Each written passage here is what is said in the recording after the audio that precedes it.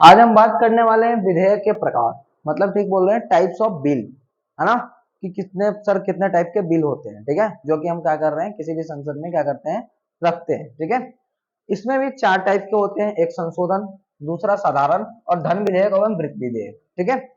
अब हम इसके बारे में हम जानने जा रहे हैं, ठीक है। तो पहले हम आज का जो हम बता देते हैं, तो आज का हमारा दो विधेयक को हम पूरी तरीके से जानेंगे।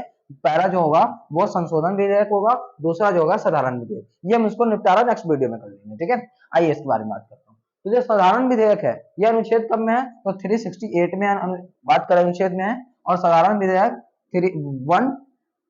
107 में है, मतलब 107 की बात कर रहा हूँ, और धन विधेयक 110 और दूसरा वृत्तीय विधेयक 117 में है, ठीक है।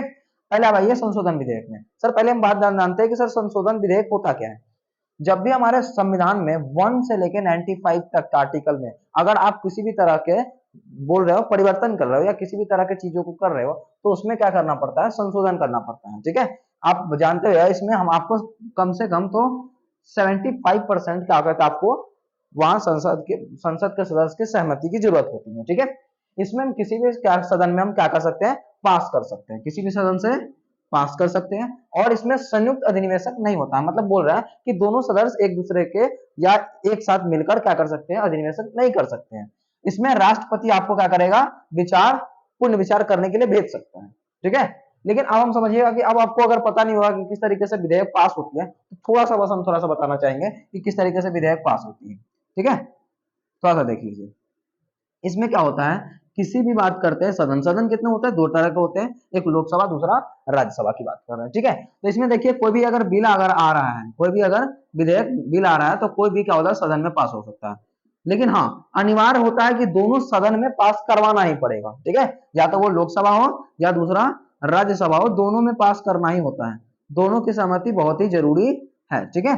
इस दोनों में से किसी में हम क्या कर सकते हैं, पास करवा सकते हैं। इसके बाद अगर ये उसके बाद फिर क्या हो जाएगा, राष्ट्रपति के पास जाएंगे और राष्ट्रपति हस्ताक्षर करेंगे, सिग्नेचर करेंगे, तभी वो क्या बनेगा, एक्ट में बदलेगा, ठीक है। बहुत ही शॉर्ट बताया हूं, इसका वीडियो भी तो आपको दे दिए गए हैं, ठीक है, डिस्क्रिप्शन में। आगे देखिए, यहाँ की बात करता हूं, तो ये संशोधन विधेयक क्या है। तो संशोधन विधेयक है, इसमें जैसे कि मौलिक अधिकार में परिवर्तन, जैसे कि आपने देखा है कि सर संपत्ति का अधिकार हटा दिया गया है ना।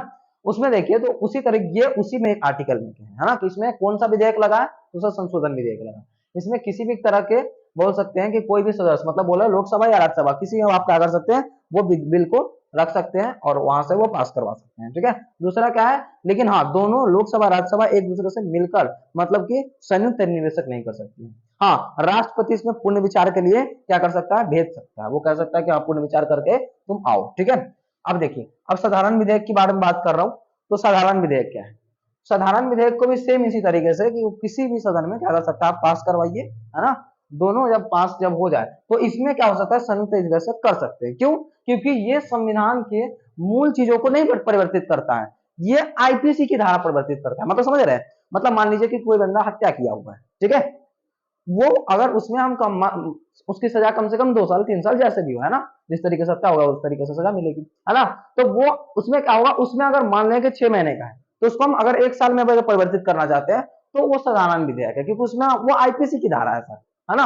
वो मूल चीजों के बारे में हमारे मूल संविधानों में कोई परिवर्तन करने की उसमें जरूरत नहीं, तो वो एक आईपीसी एक अलग है ना, उसके बारे में बताएंगे। वो आईपीसी की धारा है, वो कुछ नहीं है उसमें, वो साधारण विधेयक से भी पास हो सकता है, ठीक है। इसमें बात करें, संयुक्त निवेशक कर सकते हैं और राष्ट्रपति पुनः विचार करने की इसमें भेज सकता है। लेकिन क्या है, अगर वही चीज अगर आप फिर से आप अगर दे रहे हैं, तो वो बाध्य है सिग्नेचर करने, ठीक है, मतलब वो बाध्य है क्या करने में, हस्ताक्षर करने में, ठीक है।